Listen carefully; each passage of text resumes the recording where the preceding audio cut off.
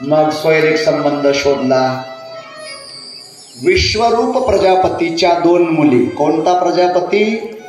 लिहून घ्या, विश्वरूप प्रजापती. कॅमेऱ्याकडे पहा. बरोबर, छान. काय नाव? विश्वरूप प्रजापतीला 2 मुली होत्या, सिद्धी आणि बुद्धी. विश्वरूप प्रजापतीच्या 2 मुली, सिद्धी आणि बुद्धी. त्या दोघी मुलींशी स्वैरिक संबंध पक्का झाला आणि त्या दोन्ही मुली सिद्धी आणि बुद्धी. चला सिद्धी ताई, बुद्धी ताई. काय थाट आहे. सिद्धी आणि बुद्धी. काल लग्न लागलं. ज्यांचा आहेर राहिला असेल काल ते पण देऊ शकतात आज. शुभमंगल.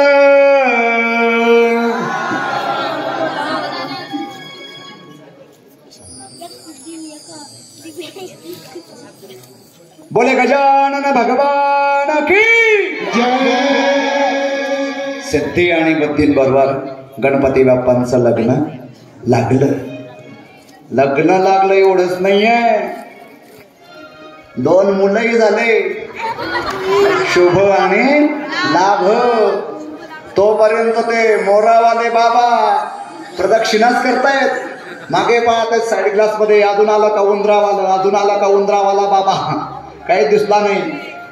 इकडे आता ते कार्तिक स्वामी महाराज गणपती बाप्पांच्या लग्नाला तर हजर राहू शकले नाही, पण बाळाच्या बारशापर्यंत पोहोचले. आले कार्तिक स्वामी, धावत धावत आले. माताजी, पिताजी, कर दो मेरी शादी, इस बड़े पेट वाले से पहले मेरी शादी करो. असे साईडला साईडला.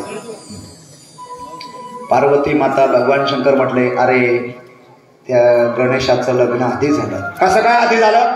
तो मला तो ओव्हरटेक करून गेला नाही.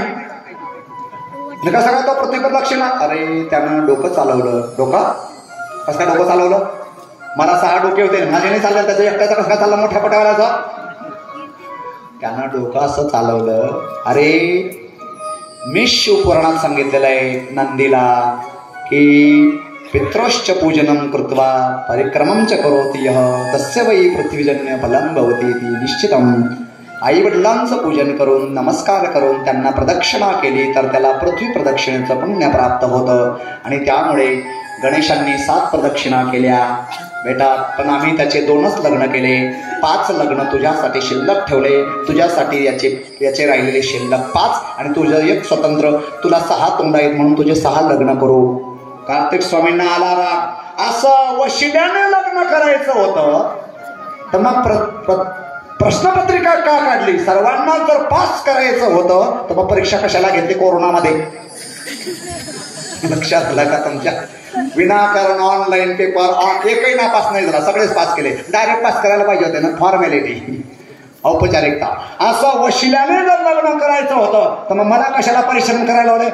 अरे बेटा आता तुझं कर. नाही मला आता लग्न करायचंच नाही, निघालो मी, चाललो. मला लग्न करायचंच नाही, आता मी लग्न करणारच नाही. तो मोठ्या पोटावाला जाणार, त्याचं लग्न जाणार. मला लग्न करायचंच नाही. गेले निघून. त्यांना लग्न करायचंच नव्हतं म्हणून आधी भांडण केलं होतं. मला पोरांनो, नाही तर भांडण करणार उद्या दोघं भाऊ. माझं लग्न आधी, माझं लग्न आधी. कार्तिक स्वामींना लग्न करायचं नव्हतं. जगाच्या उद्धारासाठी कुमार राहायचं होतं. कुमाराला मराठीत संस्कृतमध्ये म्हणतात कुमार. काय ना? कुमार. म्हणून त्यांचं 5वं नाव काय आहे? कुमार. कुंभार नाही. बोले कुमार भगवान की जय. येते नाव कार्तिक स्वामी, षडानन, देवसेनापती, मयुरेश्वर आणि आता काय बोललो, मडके गडव.